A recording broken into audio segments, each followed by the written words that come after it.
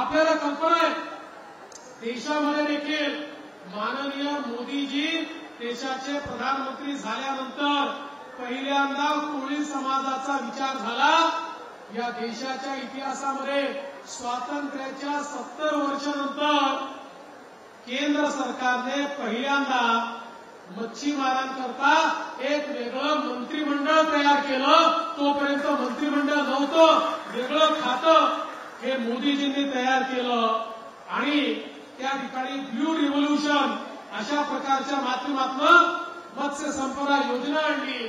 मोठ्या प्रमाणात fishing जेटीज, fishing harbour हे तयार करायची सुरुवात झाली आणि इतक्या वर्षानंतर महाराष्ट्रामध्ये देखील 2 फिशिंग हार्बर आता आपण तयार करतो। मी दादा तुम्हाला या निमित्ताने एवढं सांगू इच्छितो की आपण काळजी करू नका। ज्यावेळी वाढवणचं काम आपण सुरू केलं, आपण स्वतः सगळ्या मच्छीमारांना घेऊन आला होता आणि आपण सांगितलं की वाढवण बंदर जरूर करा, देश पुढे गेला पाहिजे, पण माझ्या मच्छीमारांचे हक्क आणि अधिकार त्यांना मिळाले पाहिजे। मी आज तुम्हाला सांगतो देशामधलं सगळ्यात मोठं पॅकेज हे वाढवणच्या मच्छीमारांना आपण देणार आहोत। कोणालाही विस्थापित आपण होऊ देणार नाही। या उलट आपण त्यांना मासेमारी करण्याकरता अधिक चांगली व्यवस्था, अधिक चांगलं फिशिंग हार्बर, अधिक चांगले ट्रॉलर्स, अधिक चांगली व्यवस्था ही त्या ठिकाणी देणार आहोत।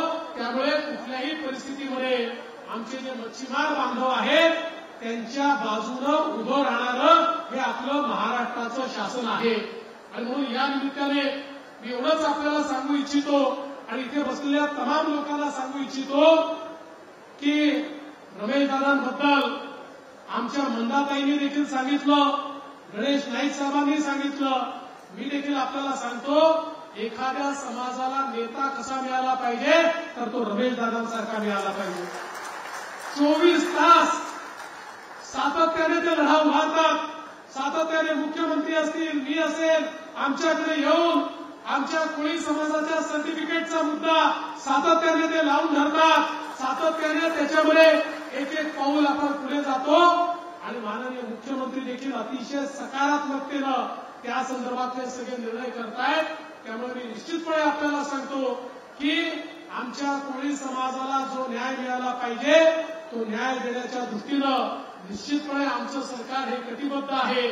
आणि मंदाताईंनी आणि गणेश नाईक साहेब आपण आणि रमेशदादा पाटलांनी ज्या ज्या गोष्टी या ठिकाणी नवी मुंबईच्या हिताच्या सांगितलेल्या आहेत त्या रिपीट करून मी अधिक वेळ घेणार नाही। लोक 4 तासापासून या ठिकाणी बसलेले आहेत, पण एवढंच सांगतो नवी मुंबई हे अतिशय उत्तम अशा प्रकारचं आमचं शहर आहे।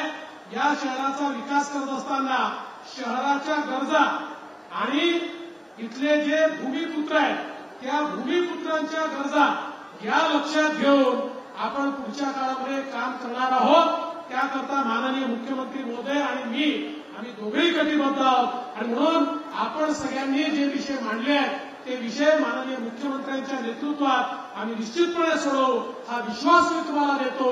पुन्हा एकदा रमेश दादा तुमचं अतिशय मनापासून अभिनंदन करतो आणि अशाच प्रकारचं काम तुम्ही करत राहा, आम्ही तुमच्या पाठीशी आहोत। खरं म्हणजे रमेश दादांनी सांगितलं की राजकीय दृष्ट्या देखील आपल्या समाजाला त्या ठिकाणी प्रमुख जागा मिळाल्या पाहिजेत।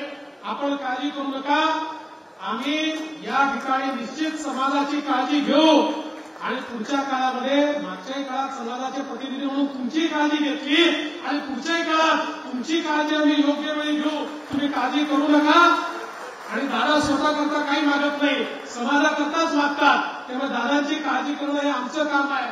मुख्यमंत्री महोदय आणि मी ही काळजी निश्चितपणे करू हा विश्वास मी देतो आणि माझं बोलणं संपवतो। धन्यवाद। जय हिंद।